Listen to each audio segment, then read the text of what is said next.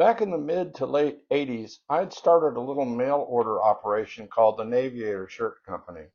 I was motivated by the fact that sportswear that displayed an affiliation with naval aviation was more appropriate for the gym rather than casual wear day or evening.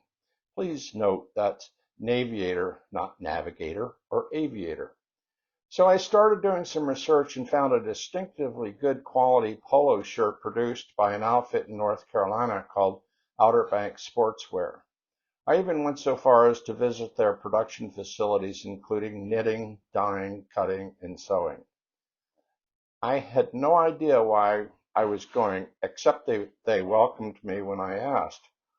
What I learned was monumental in understanding the extensive quality monitoring, going so far as to measure the pressure it takes to cause the fabric to fail by pushing a blunt rod into a swatch. As I learned from their chemist, the dyeing and drying process can weaken the knitted cotton fabric, so they monitor the failure metrics. Also, after washing and drying a shirt several times, they analyze shrinkage. If a manufacturer seeks to increase the yield of his material, he can, ironically, stretch the cotton while knitting the fabric. The fabric, however, has a memory and resorts to its original status, hence shrinkage. That's why a garment that shrinks should be returned without hesitancy or guilt. The trip was worth the experience and the ability to write good copy for my sales brochure. The next challenge was to put wings on the shirt, not an applique that's ironed on, but an embroidered into the fabric. I never liked the larger size embroidered wings offered in the Tailhook magazine, so I landed on a smaller 1 7/8 inches as a bespoke image size.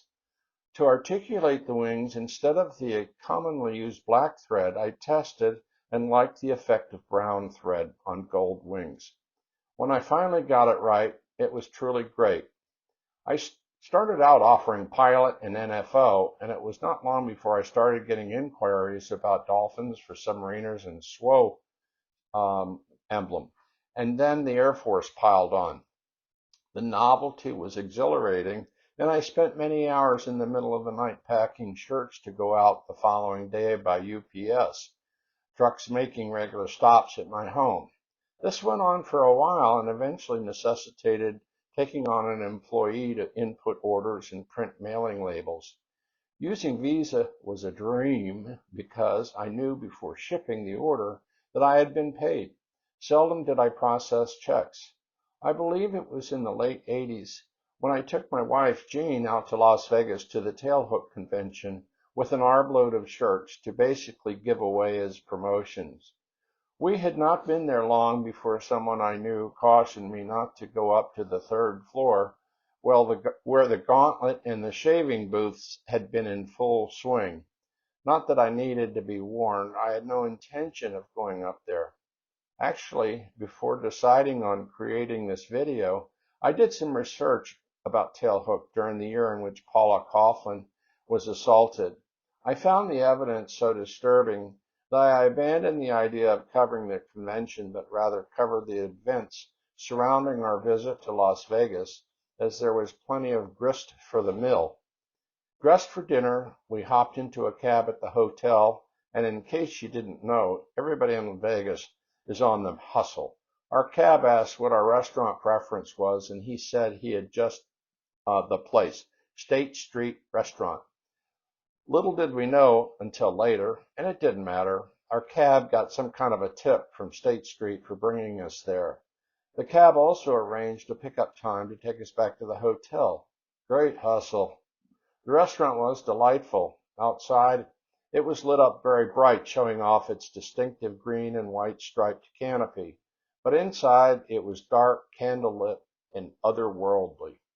The owner greeted us and showed us to a cozy booth for two.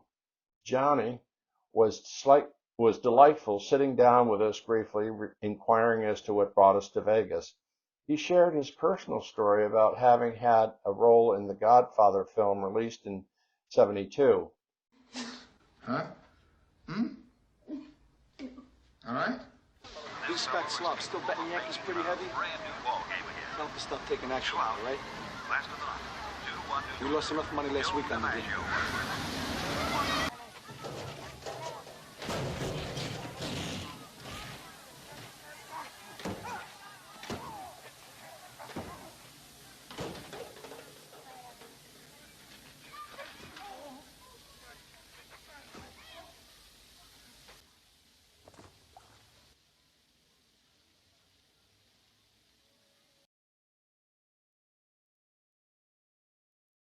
He departed to work the room and even took the stage to sing with the jazz band that was working that night. We were enthralled and had a wonderful time. I have since read his book, Hollywood Godfather, with its chilling detail of the time he shot and killed a drug operative who was wielding a knife and had stabbed his dinner date. Yikes. Well, our cab picked us up after dinner, and his hustle was not over, because he persuaded us to hire him the next morning for a tour of the Hoover Dam and Lake Mead. Hustle or not, it was a charming tour. In fact, based on this experience on subsequent trip to San Francisco, we hired a driver to pick us up at sunrise to take us on a highlights tour of Sausalito, the Presidio, Robin Williams' residence, and the Fireman's Memorial. You can cover a lot of ground at 5 a.m., 8 a.m. our East Coast time.